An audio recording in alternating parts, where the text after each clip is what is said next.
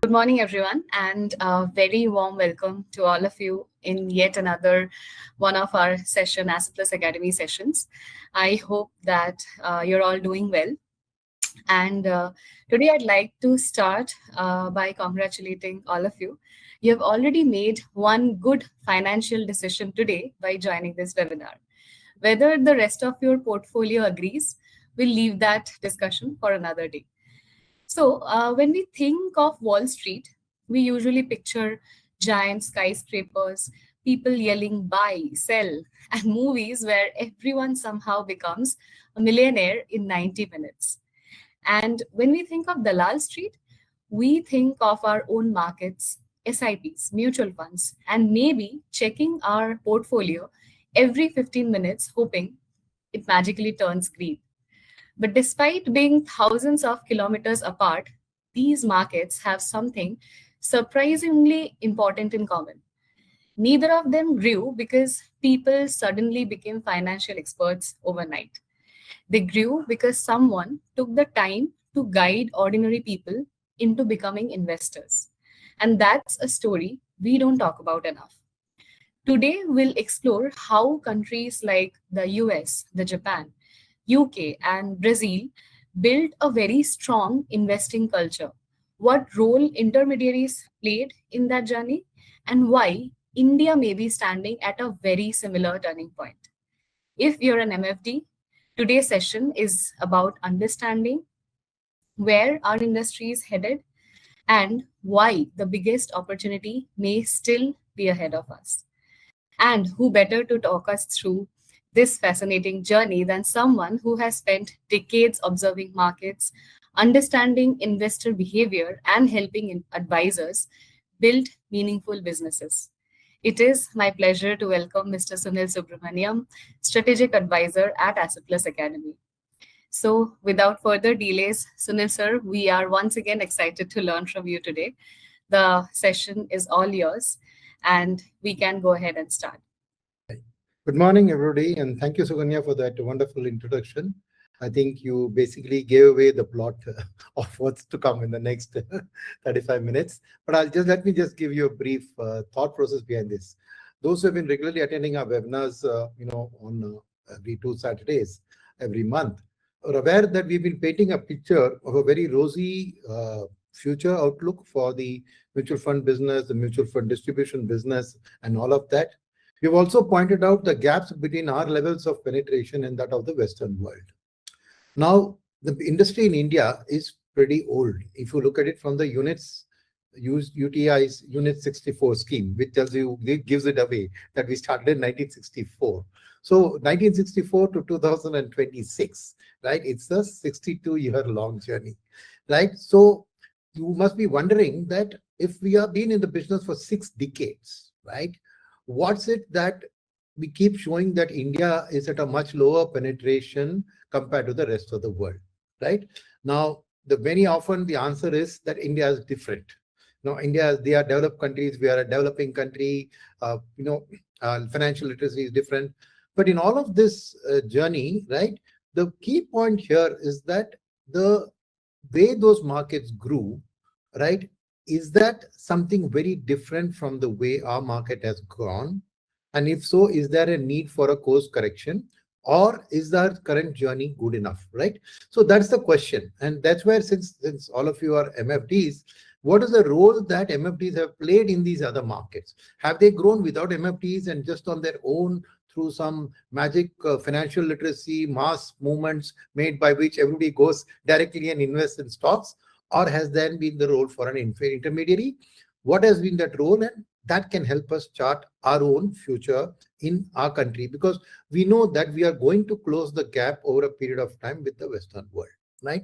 So the purpose of today, and that's why it's titled that way, From Wall Street to Dalal Street, right, is to look at it from a perspective of the MFD intermediary. What is the role they have played in other countries? Have they grown without MFDs? And is that India a unique story where an MFD has to beat a lonely path without having any kind of sense that this will lead to success, or no? Right. So that's the thing that I want to explore today. So let me start off with the first slide, is that to straight away state the premise. Right? No country got here only on technology or just rules based, laid by down by a regulator. So you take the big countries that we think of, the US, Japan, the United Kingdom, Brazil, each has built a nation of investors through a human layer only, that it carried ordinary people into the financial system, right? That layer, as a name in India, of course, is the MFD. But the key point is that what we want to now cover in the next few slides is, where is India in that journey, that the mature markets are already completed? What has changed in every country that turned the savers? Savings is typically what you put your money into, the bank deposits or the post office, right? Those is pure savings.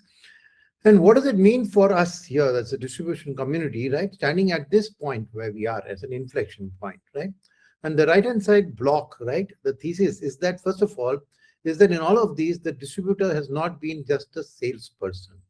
So first is to stop thinking of oneself as a salesperson in this process, right? Because in a whole structure of the economy, right, they are one important pillar who make the connection, bringing the people into the market, right? So there is a historical precedence for this in other markets, and there is a generational significance, because the relationship doesn't begin or end with you, it continues even after you, right?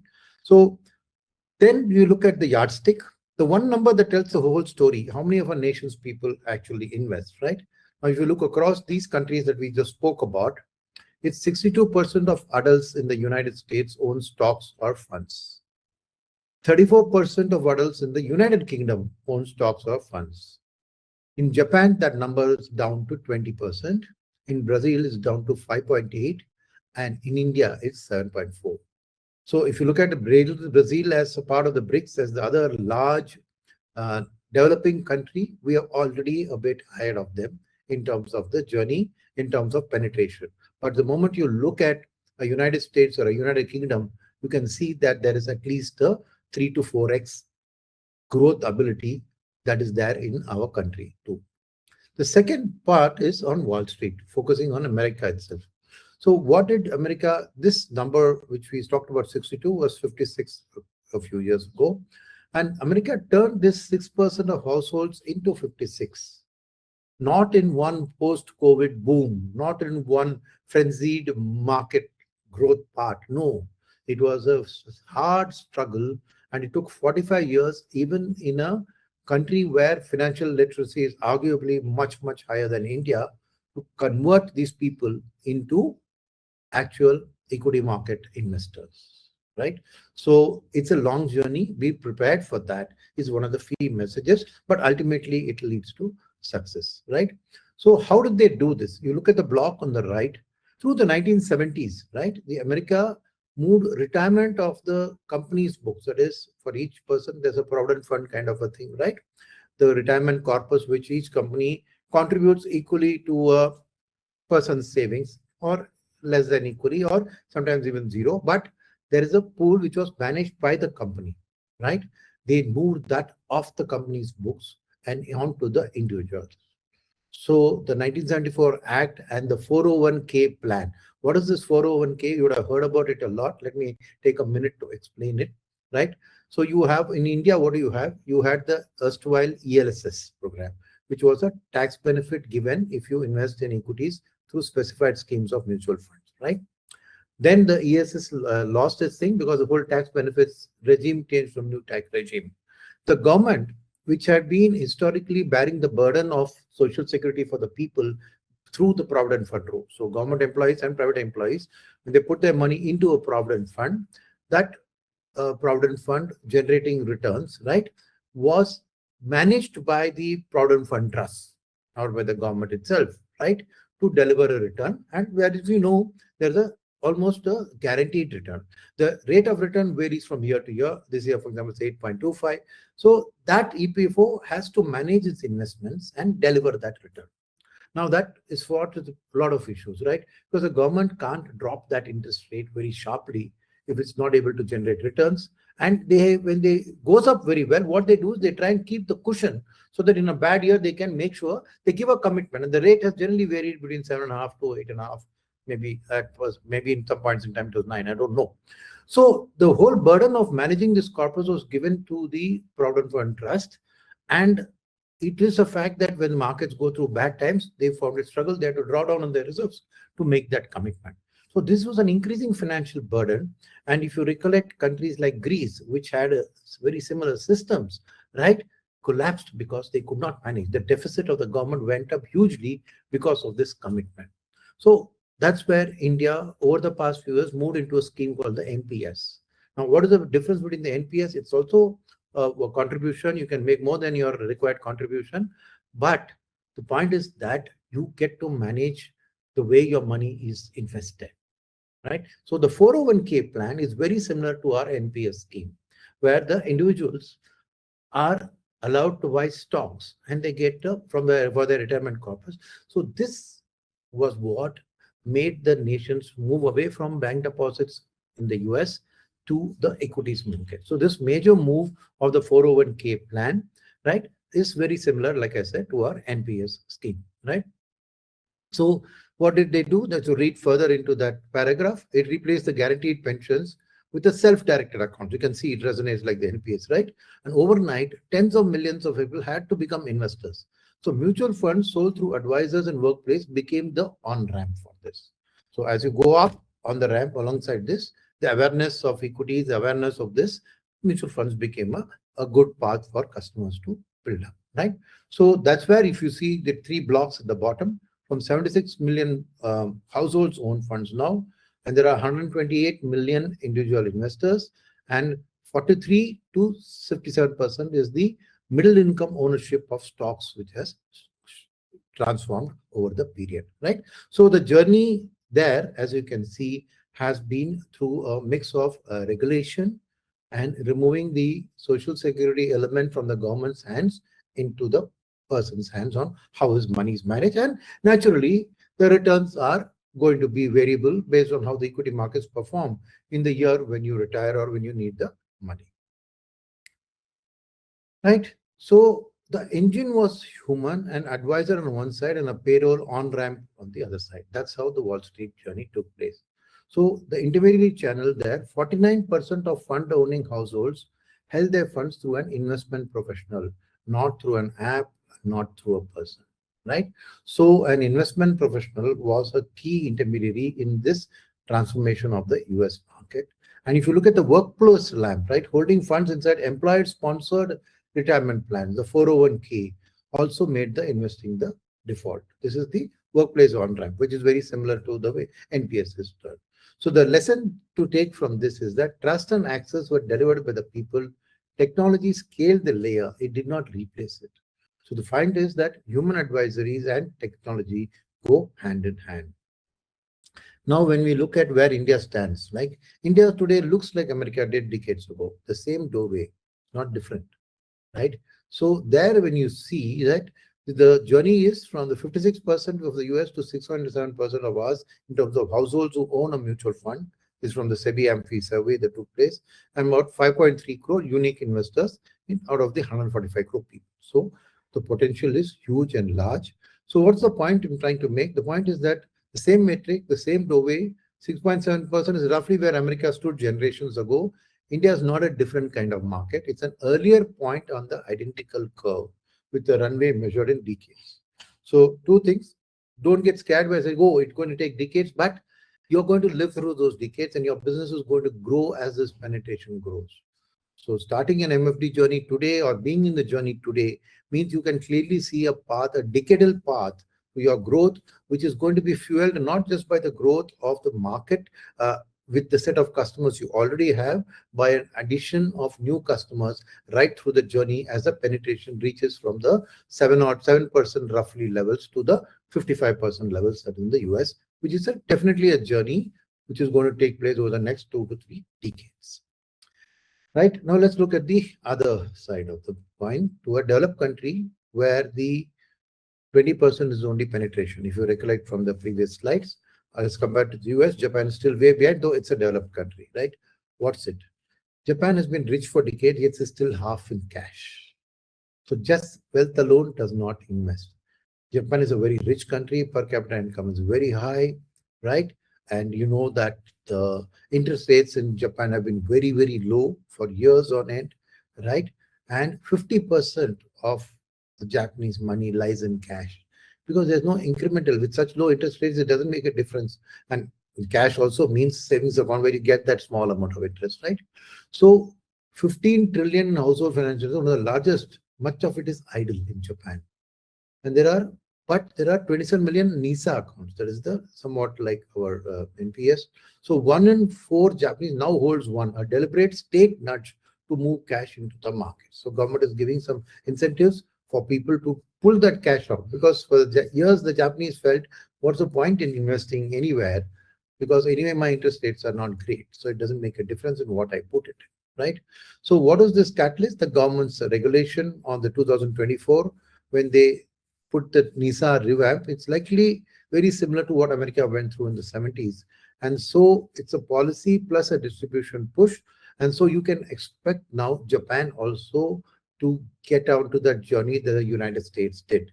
So today is that 1974 moment for the US is the 2024. So it's 50 years later, but maybe not 50 years, sorry, 30 years later. So Japan is back in this journey, but they've also now figured out that that's the way to go, right? So that's about Japan, right? Now we come to UK. That's a very mature market, somewhat similar to what the US was, right? There, what happened? The human layer thinned. They actually went through a phase where they tried to do away with distribution, and it cost them. So from 9% of people take advice, just 4.6 million people, and 8% of household wealth is only held in equities, the lowest. So 430 billion pounds in the US is still lying unutilized. Why? Because they took a stance that a distributor is not necessary. They wanted to bypass the distribution, and that's why, despite being a developed country, it's still in a penetration level like a developing country, right? So we're just trying to show you completely different types of examples to see where the absence of an advisor has hurt the penetration of equities in the market. So now, if you see the block box at the bottom, now Britain is scrambling to rebuild it. And in 25-26, the regulator introduced targeted support, a whole new category invented just to reach the millions of its shrinking advice layer, which no longer serves, right? So households only allocate 19%, which is what the financial to investment versus 38% in the EU and 56% in the US. So we have 3 different stories here. One is success story of the US, but it took a long time, but the path was very clear. Another one is somebody who's starting the journey very late, 30 years after the US. And the third one is somebody who went and tried to do away with the intermediary and has suffered the consequences. Now we move to the fourth, right? So just to summarize what I've just said, right? So Japan and Britain are trying to manufacture what India already has, an investing habit. So in some way, we can say that we are ahead of Britain and Japan in this journey, right? In terms of we already have a good intermediary distribution layer through MFDs and RIAs, right?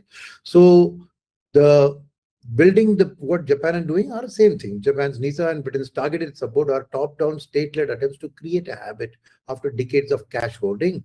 But in India, we have 10 crore active SIP accounts contributing month on month by choice. India's habit has gone bottom up and is already running. There's no government scheme like 401k required. Because it comes, we would all welcome it, in terms of as an additional point of things to be pitched to the customer, right? So the point to make summary at the bottom is that India is not behind on the mechanism. It is ahead on the behavior. The SIP has done organically what mature economies are now spending policy capital to engineer.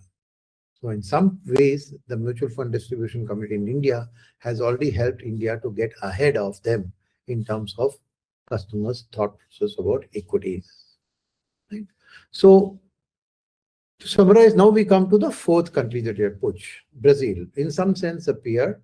It's also a developing market like India, right? Those other 3 countries are rich, but here's a country that just looks like us. It's an emerging economy.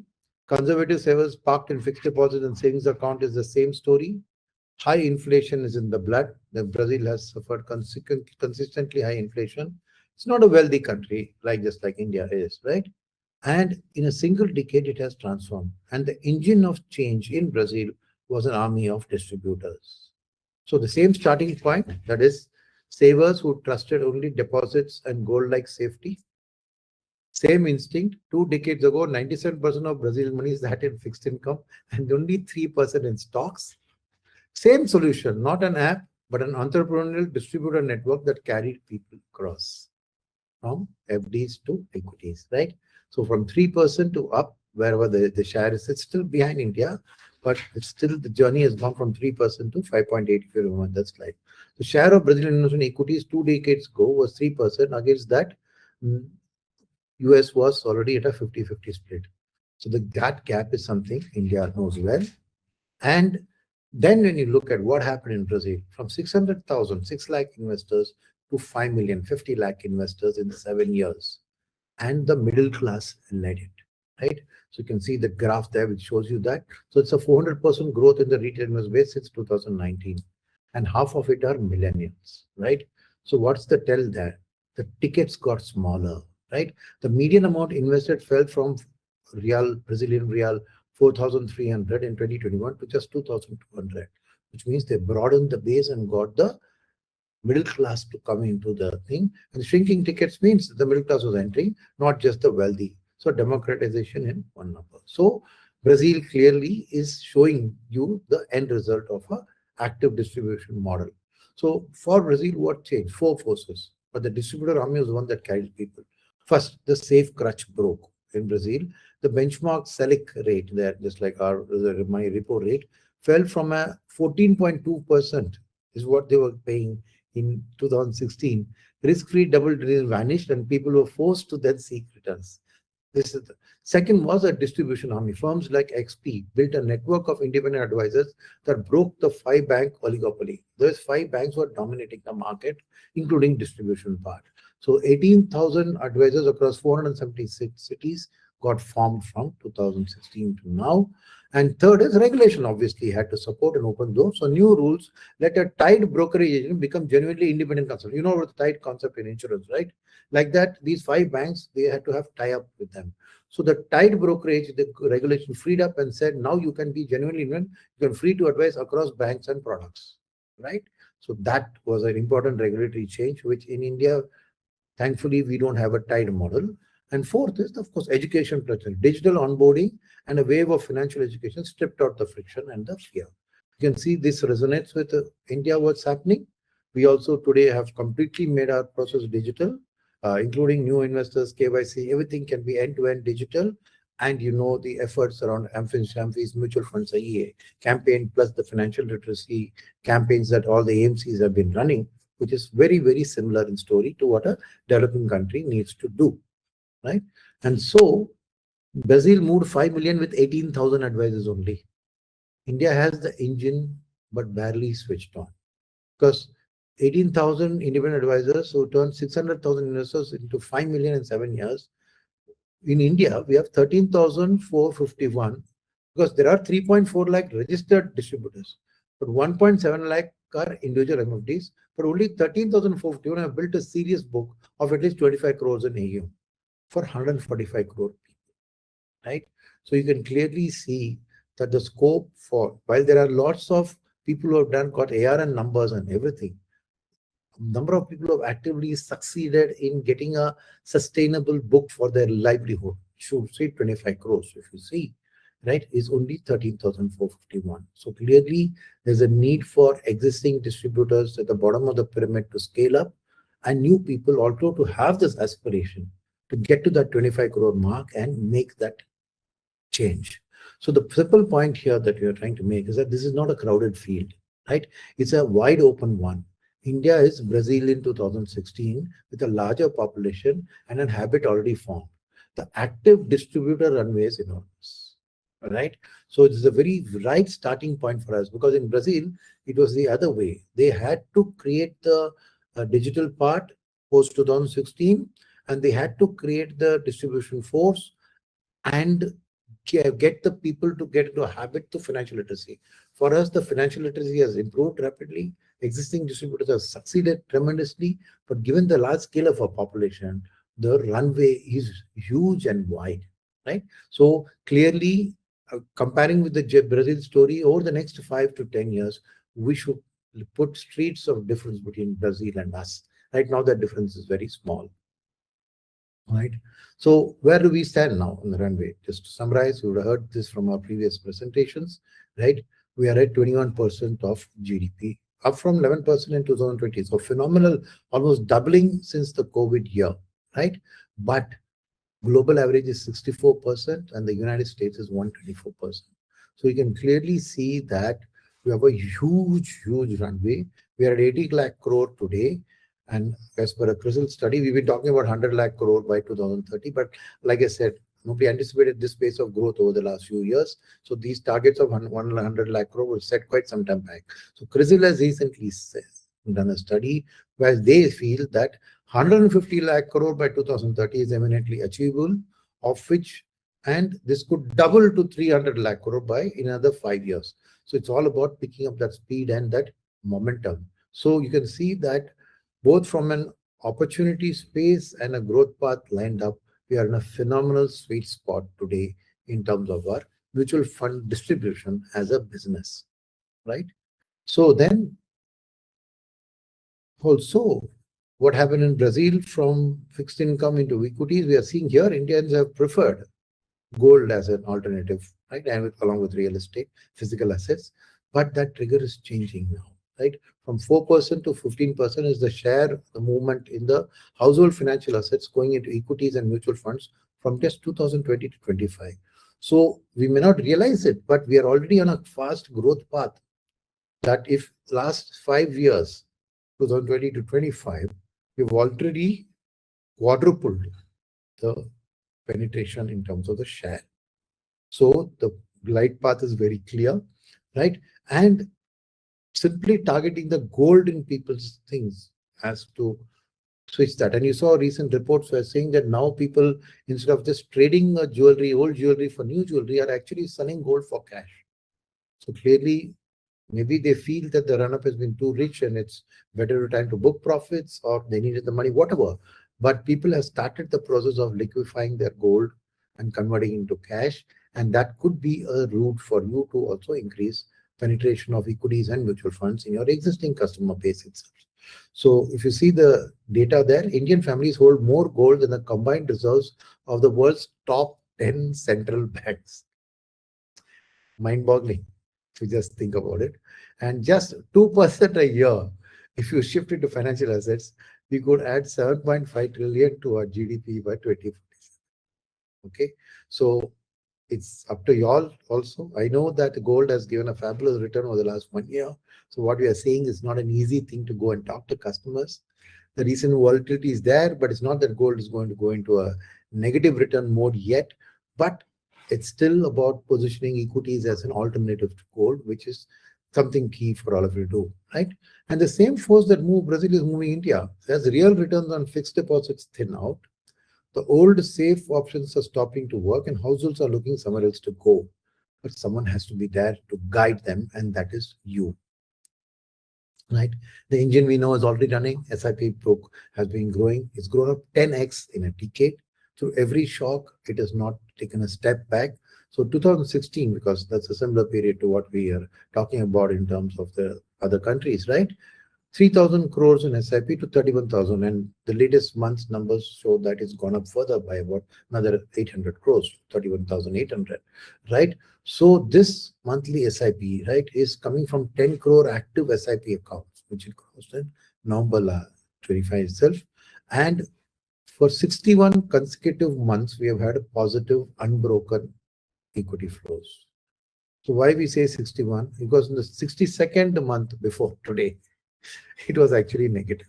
So don't think that, oh, it's a given that it's going to come. It needs hard work from everybody through crisis, right? We've seen multiple crises over the last. COVID was one, the war was one, there was multiple other wars which took place. So the key point is, I think that the customer's mindset and the distributor has been working, has been doing a very good job. So compliments to all of you in terms of the fact that each one of you's contribution is reflected in this growth. But the opportunity is phenomenal because you only have 10 crore active SIP accounts, right? Now 145 crore population. That's a phenomenal glide path, and this growth path needs to be sustained, right? So Just to summarize it in numbers, where we stand in five numbers: 81.58 lakh crore is the AUM. 12.2% was the AUM growth in financial year 25-26, despite the volatility, mind you. Part of it contributed by new SIPs coming and adding, part of it by some market action. And 27.39 crores the total folios, right? So we have 5.6 crore, I think, unique folios, but each person enters multiple funds and multiple fund houses with different folios. So we have a larger number of folios in that sense of 5 times the amount of unique investors. And we've added in 1 year, we've added 1 crore new investors. This for the year 2025. We don't have the details for year 25-26 yet. So there is a growth happening in terms of penetration already. And 150 lakh crore, we spoke about the CRISIL number for 2030. So reading it all together, we are a large, fast-growing, resilient market. We're still at 1/5 of the penetration of mature economies they have reached, and the story is only in its first act today, right? So what has changed for the Indian distributor as a structural pillar? The rails have got built over the last few years. So 10 years ago, what was not there is today available to all of us. What is the digital superhighway? So platforms like BSC Star, MF, they raise the entry barrier company. A distributor can start an SIP of client in minutes from anywhere with no infrastructure. So the whole India is your pool. Why India? Even NRI customers. So the whole world is your oyster, right? And a simpler getting on ramp, right? What is that? An Aadhaar-based online year-end registration has replaced the biometric and paperwork approach. NISM certification has opened the door to anyone 18 plus to become a distributor. So much simpler now. And it's now a respected profession. Direct plans forced distributors to professionalize. There was a threat, so they naturally had to provide other value to the customer visibly. Second, Amphi's recruitment drive has pulled talent in, right? And the salesman has transformed into a wealth partner, right? And you say respected profession, you say, are people making enough money? I would say something which is not there in this. If you're on Facebook and you look at the number of distributors, you know that SEBI and Amphi have done away with trips sponsored by AMCs to go abroad. We just go to Facebook and see the number of distributors are posting photos of their visits to Venice, to Japan, to Italy, to multiple places across the world, financed by self, right? So that tells you that the profession has not only gained respects, but it's a very profitable and lucrative, aspirational. People are able to go and send their children abroad to study, go on foreign holidays by making a success of their mutual fund distribution business, right? And if you look at the last line below the result, the individual MFD base has grown from 1.32 lakh in 2023, just 2 years back, to 1.79 lakh. One part of a total distributed pool near 3.6 lakh, right? Banks, corporates, and staff included, and 45% are now in B30 towns. So it's not, thanks to mobile and thanks to data now being very cheap and available, penetration, it is almost equal to the top 30s in the smaller towns of India, right? So the next act, what is the Act 5? The distributor as a structural pillar, which we're talking about. So we have 3.6 lakh registered, as you just mentioned, 1.8 lakh individuals and 13,451 with a book of at least 25 crores, right? That's the summary. So if you see there on the last block, we have said 125 distributors manage over 1,000 crores each. And this was only 24 in 2020. So look at it, that number. In the space of 5 years, 5 times the number of distributors have reached 1,000 crore AUM.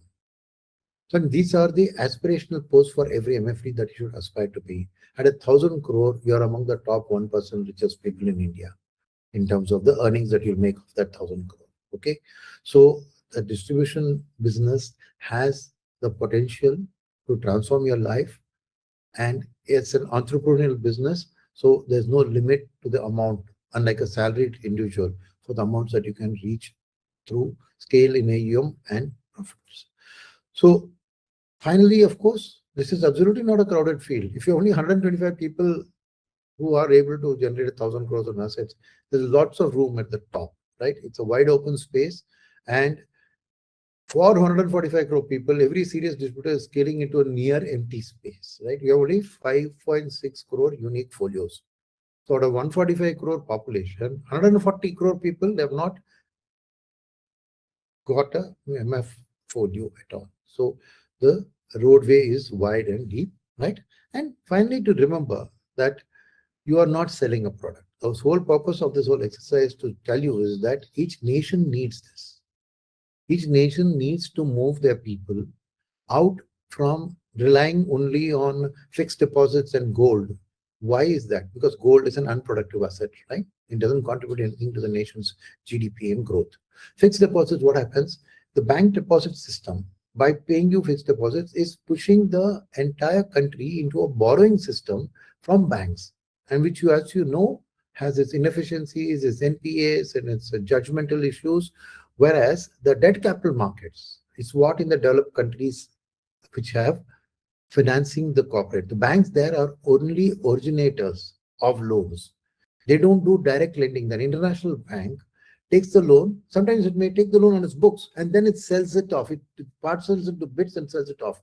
So the model is called OBD, originate, book, distribute. Okay. So the purpose of a bank itself is got to change. They are facilitating people to both raise money and to borrow money, right? So they are only a pass-through vehicle. But in a country like India, which is the truth of a country like Brazil and a country like US so many decades ago, was that banks were the primary people's deposit takers and lenders. But then what happens is, one is that the bank, in order to compensate for the NPAs and the losses, actually creates a differential net interest margin where it raises the lending rates and reduces the deposit rates because it's make sure that it's able to compensate for loans that go bad. But when you disintermediate the banks, right, you need people directly coming into the capital market and financing companies, either through equity financing or through debt financing, right? So that's what an economy needs. Otherwise, the heavy dependence on the banking system and some loans going bad and then people getting risk. So all of these countries have been wanting to move away from that. And it's the economy needs this to not just rely on the bank deposit system or a post office savings system as the only way that people can make money. Another thing, of course, is a story of inflation. As you all know, there's another day we can discuss that, but you're all very well aware that investing in bank deposit doesn't give you that alpha over inflation. At best, it can protect you from inflation, or at most times, it can only underperform the inflation, right? So this key thing as an economy, there's a need to move people into the equities and to the debt capital markets, not just the equity capital market. So this is the story, right? So it's a path of a nation's growth from a developing country to a developed country that people are not forced to rely on a guaranteed fixed rate of return product, which is unsustainable and cannot be given by anybody over a sustained long period, into a open market debt or equity capital markets where your returns can be very high or very low, but you can manage that risk and volatility through diversification and through advice from a intermediary distributor, right? So the result of this was that in America, we saw that advisors carried the household from 6% to 56%. In Japan, Britain, the state is now paying to rebuild the layer that thin. Mostly in Britain, that is the case. And in Brazil, 18,000 distributors have moved the nation in a single decade into a nation of investors from a nation of savers, right? Now, in India, that role is open. It's early stage yet, and it's waiting for you to participate. So a structural pillar of a maturing economy is the role of MFDs, and a role which has historical precedent and a generational significance, right? And one last thought, you're early, and early is everything because the power of compounding, all of you are familiar. The earlier you start, the compounding works that much better. So every mature market completed this journey through a trusted human layer. India is at that exact inflection point. The habit has been built. The runway is decades long and the field is nearly empty. History does not often hand you a role this clear. Take it seriously and it will define your career and thousands of lives that you will bring into the market, right? So said there was a last thought and my slide is not moving. So I think There's no thank you slide, so I think this is effectively the thank you slide. So thank you for patiently listening. I hope this was a very different kind of presentation. It puts India in the context of the world. We showed you a success story which took long and decades. We showed you others who had strayed from this path of an intermediary and suffered the consequences. And we showed you also case studies of those which have added intermediaries as a key function in their ecosystem and the success that they have demonstrated. So I hope the case has been made for you to look at this profession as a very lucrative, long-term, multi-generational profession and as a financial services entrepreneur. Thank you very, very much, and happy to take any questions that you may have. Thank you so much, Sunil sir, for this insightful session.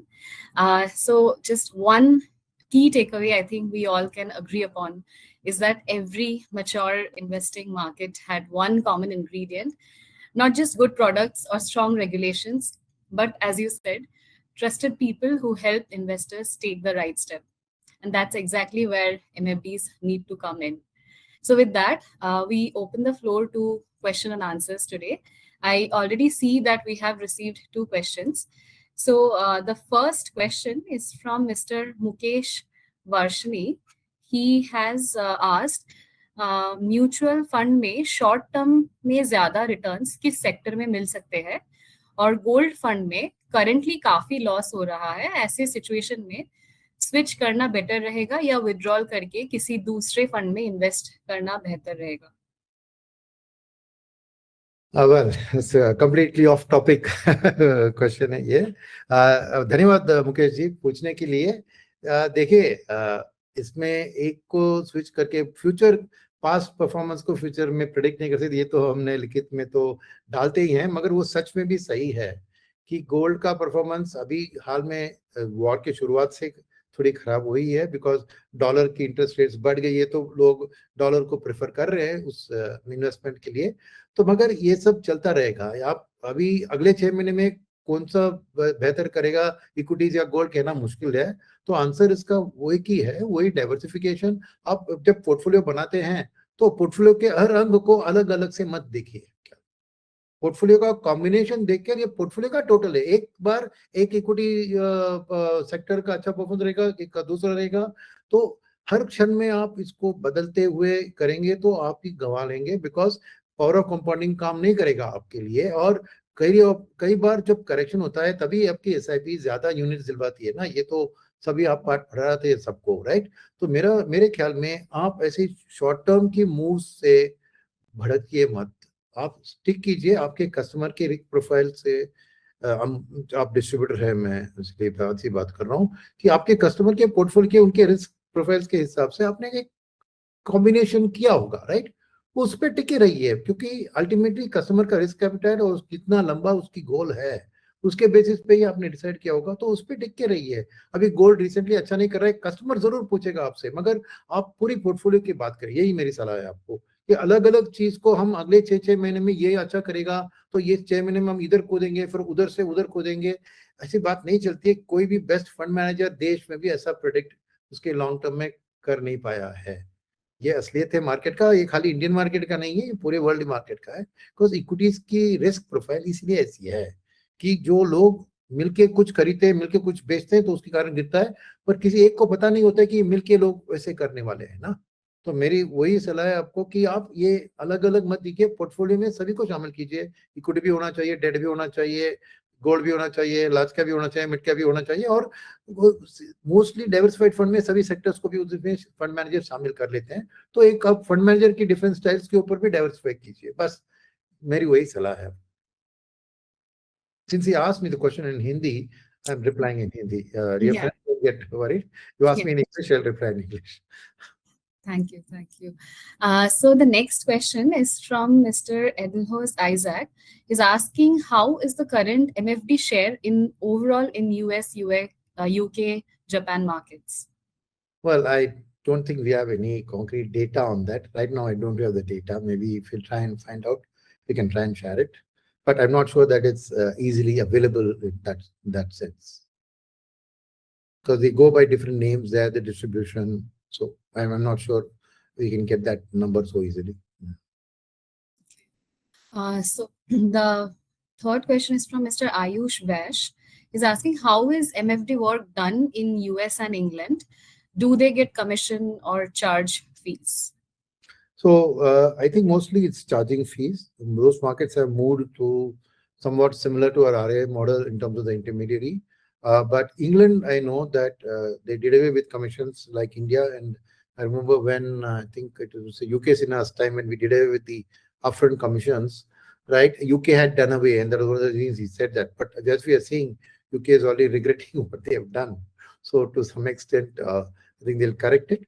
But by and large, there is a professional qualification, and people are permitted to charge fees. And I know of one market like Australia, which is completely fee based, right? But you need to be a qualified professional, similar to a CFP kind of a thing. But you would be qualified investment professional for you to do that. So the models are different country to country, and mostly I would say that. Individual distributors, the banks are also distributors, right? So as far as banks are concerned, I think both the models work there. But individuals, I think mostly are charging fees, but probably the mechanism and all are much simpler than in India in terms of debiting the customer's account, which for a bank is very easy, right? Bank is just has to debit his account. And the mutual fund distributor doesn't have a bank account. He has to get a check from the customer. So, but I don't have concrete data in terms of what is the proportion of people who are allowed to charge fees or how much data on this. Okay. All right. So the next question is from Mr. Lakshman Rathod, and he's asking that I plan to serve in B30 cities, mostly who are laborers or farmers. They don't file ITR, so if they invest into mutual fund, then do they need to pay taxes for long term as well as short term capital gains? That's something that you have to look at it, and on a post tax basis, you have to justify to them that they'll still make more money than they put into thing. Now the point is that if they are putting the money into a post office savings bank or any public sector bank, that return also is taxed, no? The taxation comes there. So yes, the short answer to your question is yes, they need to pay taxes. So it's a challenge for you to address when you are looking at the laborers and the farmers. But farmers also, I think it's only the agricultural income itself which is tax free. Any other income that they make from their money is taxable. So take the agricultural income, they put in a bank deposit, that's taxable. So it's not like it's only the core income from agriculture that's tax free. But a laborer, I understand, his income is very low. But it's the same challenge that in a city also, the laborers don't pay tax because they earn less. But penetration there is also growing through Choti SIP and all of that. All right. So the next question is, do you provide training for an individual who wants to clear the NISM certification and join the MFD profession? This is from Mr. Priyad Tarkor. So I'll go ahead and answer this question for you all. So we at Asset Plus Academy, we do provide training on NISM Series 5A certification. So if you do want to join the MFD profession, then we will absolutely help you starting from your NISM Series 5A clearing, then your registration, your platform to basically provide you with the best wealth management system so that you can grow and scale up your business. So yes, of course, we do provide. If you have any queries and you'd like to join our training courses, then do feel free to send in your number. Just you can drop in your phone number on the Q&A section itself. I'll reach out to you once the session ends. So I'll move on to the next question. This is from Mr. Manoj Pansi. He's asking, mutual fund में green mutual fund होता है क्या, और होता है तो कौन से है, किससे आप preference देते हैं? I think we have already covered a question like that once. I don't know this. He's talking about green MF, meaning he means the one which invests in green energy. Oh, okay. Right. I think that's what. And I know I don't have any knowledge on this. Sorry. So Most of my clients will be from village and they Yes, say, were supposed to be green funds. They were launched with fanfare some years ago. There were some ESG funds launched, but I don't think they have performed very well because with the oil crisis happening, green energy took a back seat, and so a lot of these ESG funds have underperformed. So I'm not sure that I've not done a study of it, honestly, to be able to answer this question. I think the next question is not a question, it's just a like statement from Mr. Lakshman, follow up for his previous question. So he has just mentioned most of his clients will be from village and say they save through traditional chip funds. So basically what he's saying is that, from a taxation perspective, I don't know how those people don't, the chit fund money is totally not revealed to the income tax authorities, I guess, but I can't do anything about it. Otherwise, generally a chit fund thing should be taxable. So these operate outside the system, I guess, and they are more of the alternative channel, so they escape tax. So yes, that's a challenge you have to address. You can't help. So the next question is from Mr. Isaac once again.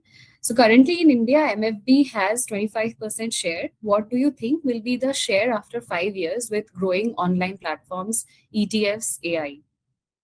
I don't see any reason for the share to go down because of platforms, ETFs, and AI. I think some of the platforms like BSC Star and all are available for you to use as execution platforms. And I don't see that ETFs will work maybe in the large cap space to some extent, are mostly for institutional players. Number of retail people increasing in ETFs too, but I don't think that that's going to hurt. I believe that the MFD share can grow, but I can't put a number to it. But I don't see the MFD share decreasing because of any of these challenges. Okay. Mr. Mukesh Varshni has once again posted another question in Hindi. Sir आपने ये clear नहीं बताया कि ऐसे situation में mutual fund में switch करना मैं पढ़ता हूँ आपने ये नहीं बताया कि स्विच करना या निकल जाना म्यूचुअल फंड से कौन सी बेहतर है.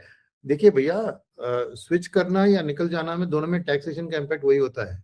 अगर आप टैक्सेशन के तौर पर पूछ रहे हैं तो कोई फर्क नहीं है. अगर आप रिडीम करके फ्रेश इन्वेस्ट कर रहे हो या स्विच कर रहे हो तो उसका टैक्स इम्प्लीकेशन वही का वही है. ये था सवाल आपका, तो वो जवाब है. वैसे तो मैंने कहा कि जस्ट बिकॉज गोल्ड फंड अभी अंडर परफॉर्म कर रहा है आपको स्विच करने की जरूरत नहीं है. मैं वो अलग बात की आंसर दे रहा था. तो स्विच और रिडेम्पशन एंड फ्रेश इन्वेस्टमेंट में कोई फर्क नहीं भैया. दोनों टैक्सेशन के मन में दोनों इक्वल है. सेम टैक्स आपको भरना पड़ेगा. All right. So the next question is, also as the fintech company like Grow also intends to provide regular plans as MFD through technology. Please throw some light on this as well. That clearly shows that they think that charging MFD business is good business. Look at it positively, and they will expand the market. And if their services are not great, you can go and get business from them. So anybody who's going, see, we are at hardly 5.6 crore unique versus 145 crore population. Na? So sabke liye jagah hai. So they naturally will try to do, because they see this. So that's another reason to look at your own profession in a way. If a grow like business wants to enter it as an MFD thing, which means that there is enough business there. So don't worry about this. These are not to be viewed as threats, view it as expanding the marketplace. So the next question is from Mr. Samir Shah. He's asking, when FII will come back in Indian equity market? Indian government changed stock market related tax policy for both Indian and FII. So both the questions, the first question answer is that there are a lot of things need to change in the world. The US needs to get into a rate cutting policy whereby interest rates come down and the dollar weakens. Because that's part of the reason FIs have been putting money in the US itself and not putting it in emerging countries. Second is, in the emerging countries, they find better return options from AI-related countries because their growths are very phenomenal. We are still growing in the large cap, which is what FIs are interested in. Large cap and mid cap at between 10 to 12, 15% maybe. But AI-related countries, their stocks of the AI companies are growing at 30 to 40%. So they're simply getting a better return from other places. So when they will come to India is when they start suffering losses in those markets. if the overvaluation of the AI comes and starts correcting. And when that will happen, we don't know. But we know that's like a boom. It's like a crazy boom. It's going. It's not a bubble, because those growth rates of the companies are actually happening. The AI is the fourth industrial revolution. That business is growing, and that business the prospects are better. So they are being smart investors. They think जहाँ पैसा बनता है उधर जाएंगे. India में क्या है, fastest growing economy है, मगर fastest stock market fastest growing stock market नहीं है. तो जिस दिन उधर उनको कम रिटर्न्स मिलता है या एक करेक्शन की फेज में जाती है, तब वो इंडिया की ओर देखेंगे. इंडिया में कोई बुराई नहीं है, अच्छा चल रहा है. इतना वॉर जियोपॉलिटिक्स के बावजूद हमारी ग्रोथ रेट अभी भी ठीक ठाक है, अर्निंग्स भी ठीक ठाक है. मगर बाकी देश में जब बेहतर रिटर्न मिलने की आशा है और वो एक्चुअल भी हो रही है, तो क्यों वो इंडिया की ओर देखेंगे. तो ये कब इंडिया की ओर जबरदस्त. बट ऑलरेडी आपने देखा कि वॉर के जो तेल के दाम, ब्रेंट क्रूड के दाम गिरने के बाद ही आपने देखा कि उनकी सेलिंग जो भयंकर थी वो कम हो चुकी है. तब वो 500 करोड़ 1000 करोड़ एक दिन बेचते या खरीदते हैं, वो बहुत छोटी मोटी है, वही एक बहुत बड़ी रिलीफ है. नहीं तो पहले तो बहुत सारे बेच रहे थे, वो अभी थम गया है. मगर जब वापस आएंगे खरीदारी करने के लिए, उसके लिए बाकी देश का अल्टीमेटली उनको जहां बेस्ट रिटर्न मिलने की गुंजाइश है वहीं पे डालेंगे. तो जिस दिन वहां पे रिटर्न्स कम होती है तभी उनको इंडिया अट्रैक्टिव लगेगा. तो ये कब होगा मुझे पता नहीं, पर वो होना जरूरी है. नहीं तो वो इंडिया में क्यों आएंगे. ये खाली हमारी 10-12% ग्रोथ के लिए वो करेंसी का भी रिस्क ले रहा है, इमर्जिंग मार्केट की रिस्क भी ले रहा है, और इधर पैसा डालने के लिए उसको कोई इंसेंटिव नहीं है आज के दिन में. और टैक्सेशन भी है वो नेगेटिव है उसके लिए इंडिया की वाली, जो आपकी सेकंड क्वेश्चन है. और मेरे ख्याल में ये गवर्नमेंट कोई बदलने की मूड में नहीं है. आपने सोचा होगा कि अगर डेट में बदल दिया उन्होंने, टैक्स कम करा दिया.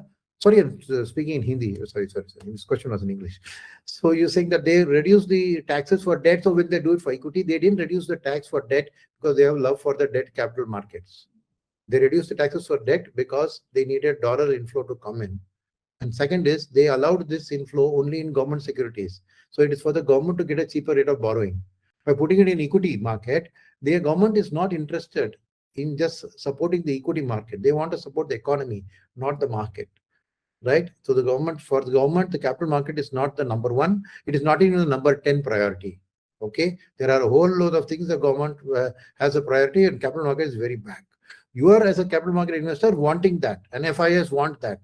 But just because they want that, the only reason the government may do it for FIIs, if rupee is going to go even worse and it's going to cross 100, it's very volatile, then it's okay, debt we tried, now we'll try equity also. But that will be also a purely selfish reason to help the currency of the country and not for helping the capital market or to help FIIs. Government wants foreign money, but they want foreign money in the long term. Like debt FIIs, they come, it's a 10-year, 20-year GSEC, 30-year GSEC, they're putting money in. They can sell it in the market, but once they have invested, right, they have to sell it to some other person, right? Only that person who buys, they can take it. So it's a long-term investment in that sense. They want FDI, the money that comes into a factory, money that comes into private equity. That's almost permanent capital that remains in India. FII money is hot money. It will come today, go back tomorrow. Just giving incentive for it. What do you think will happen? Suppose they take away short-term capital gains tax. FIIs will come for 2 days and leave, 3 days and leave, 4 days and leave. Amount of churn they will cause in our market is phenomenal. So it's not so simple. It looks like a very attractive thing, and all the FIIs I talk to, they want the tax cut, no doubt. But government doesn't care about what the FII thinks, because FII money is not going into productive assets in the economy. It is going only into the stock market. With 5.6 crore unique MF investors, or maybe 12 crore, or how much over 20 crore, maybe demat accounts, that's only the portion of the economy, and it's not the economy itself, right? It's only the capital markets. Capital market is not equal to economy. Government is interested in economy growth. So I don't think that unless the dollar weakening comes again as a big story or something, I don't think the government is going to change the stock market related taxation thing. It's an important source of income. It may not be large, but it's a source of income for the government whenever people book profits, whether it's FIS or Indians. So I don't expect in my thing to have a big change in that in the future, unless something dramatic happens to the currency. Thank you for explaining that so well. So the next question is from Mr. Ravi Kumar. He's asking, if I start as an MFD, how much AUM to be set as a target in the first year? The sky is the limit. It's your hard work, your mehnat, with guidance from Asset Plus, if you join up with them, to go and do your business. AUM to be set as a target. You go back a couple of months ago, we had done a presentation. We had showed the journey of an MFD on what we can do. So maybe if you go back and look at that, you will get a sense. I don't exactly remember, but I think that 25 crore is a number by which you can lead a comfortable existence. I think that should be a first target. Whether you do it in 1 year, you do it in 2 years or 3 years, that's the investment time in your business as an entrepreneur. You have to take into account. If you do 25 crore in 1 year, that's fantastic. But 25 crore should be your near-term goal. How fast you can achieve is the end result of your efforts. How far you're able to reach out to new customers, go and meet them, talk to them, convince them. It's in your hands. But 25 crore should be your target. Whether you will be able to do it in the first year, that's up to your heart. Right. So the next question is that what is the current RIA share in Indian market, both individuals and institutions put together? I don't have the data for that. Exact share of the RIAs I don't have. See, there are hardly 1,000, not even 1,000 RIAs today. I think a lot of them are dummy RIAs. Since they have been there, they took it, they realized the business model. I don't think the RIA model has really succeeded in India. So I would say it will be in the single-digit percentage, maybe at 8-9% if you take institutions and this together. Next question is Miss Preeti Vaswani. I don't have an ARN code yet. I wanted to know if I get a code, can I continue to invest in my mutual fund portfolio? I'll just take this question. So yes, you can continue to invest in your own mutual fund portfolio. And if you don't have an ARN code yet and you are planning to get one, then you can join hands with Asset Plus Academy. So basically, as mentioned previously, here at Asset Plus Academy, we help you become a mutual fund distributor. We will help you clear the NISM Series 5 exam, then get your ARN registration number. Once you get that, we'll even help you start the business as such.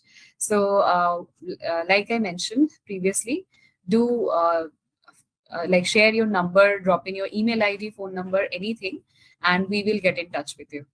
Thank you. One thing that you cannot get commission on your own investments as a distributor.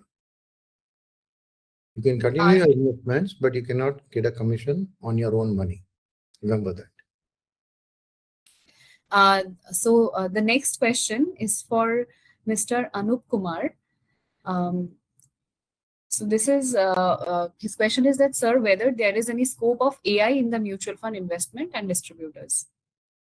There's fantastic scope for AI. If you join Asset Plus, they will tell you, they guide you on how AI can immensely enhance your efficiency and effectiveness as a mutual fund distributor.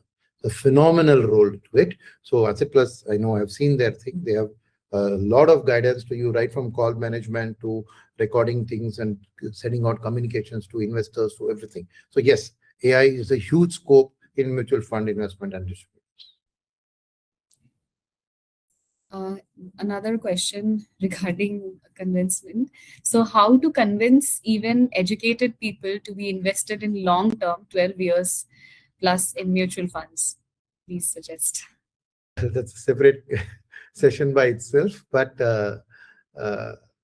clearly, I think if you join the Asset Plus program, they do have enough training there to tell you how to convince people that long-term investment is worth it. So I think it's not something that you can answer in a 1 or 2 minutes from a reply from me, Amit.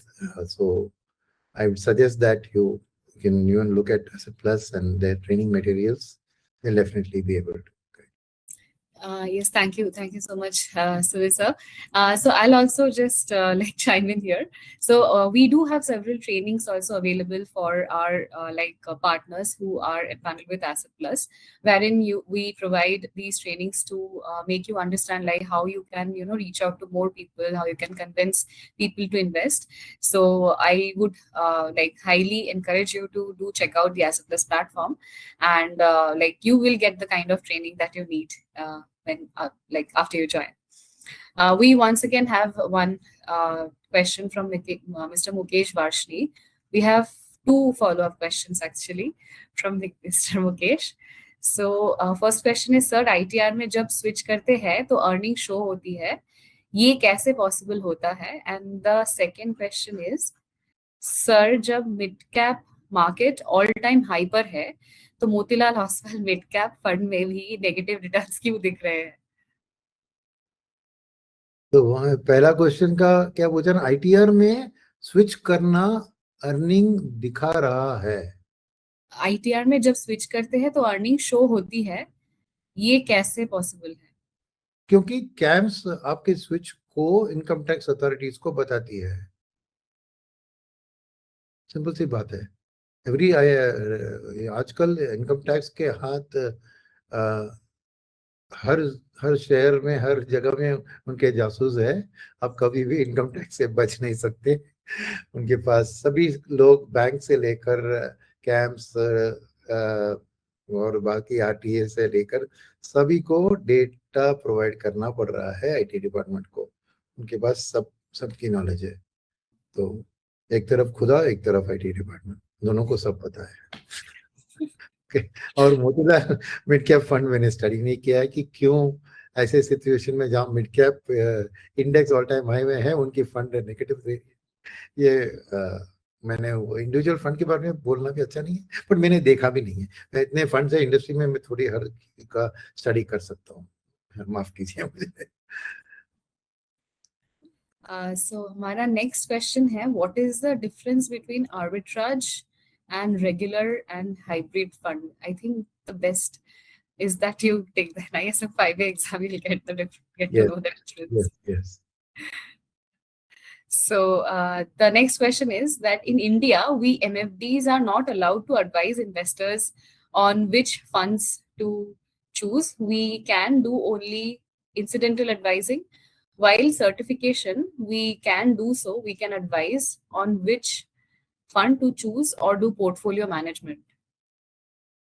No, you can't do that. Either you have to choose advisory services, which means you need an RIA license from SEBI, and then you have to charge your customers. You cannot take anything from the AMCs, or you have to be an MFD where you can't give advice. But I don't think that choosing which funds, MFD gives the choice of funds. That's not tantamount to advice. See, you are only a distributor, right? So you have a set of AMCs, you're offering the products to the customer. That is allowed. So don't use the word advice for which funds. The word advice is very vague and very complex. See, the point is that you are a mutual fund distributor. You're supposed to sell mutual funds. That's allowed to SEBI. So you are taking the mutual funds and showing it to the customer and telling him. So that's not advice the way SEBI defines it. So do not worry about offering a choice of mutual funds to the customer. That's not at all a thing. But you can't be an advisor to the customer. The word advice is not allowed to be used. That's all. The next question, once again from Mr. Manoj Pansi. As a gold and silver price is increased, is it good to invest in gold ETF or in silver ETF? Both are there. Silver ETFs are there. You can invest in both. But somebody just asked a question saying gold price has corrected. Now you're saying increased. So it depends. In 1 month and 3 months, gold has decreased. In 1 year or 2 years, gold has increased. So your time frame, it depends. But definitely gold and silver ETF is an important investment for your customer, because precious metals have to be a part of the portfolio. It varies from customer to customer how much you want to put. But definitely you cannot ignore gold and silver ETFs. So the next question is from Mr. Balakrishnan. He's asking, should we follow AI recommendations blindly? Absolutely not. AI can make as much mistakes as humans can make. The quality of the questions you ask, the way you pitch it, the position it, all are important. So you have to use your human judgment over and above the AI recommendation before you go and offer it. Next question is from Mr. Lakshman Rathor. Will this webinar be available as recording on YouTube or on any other platform, as I joined late? So Mr. Lakshman, this webinar won't be available in recording. However, we will be taking a second webinar next week or maybe the week after that in Hindi version of the same webinar. So if you're interested and if you like the webinar, definitely do join in. The same topic will be discussed. We'll be covering the same topic just in Hindi. So you can definitely join in the next webinar.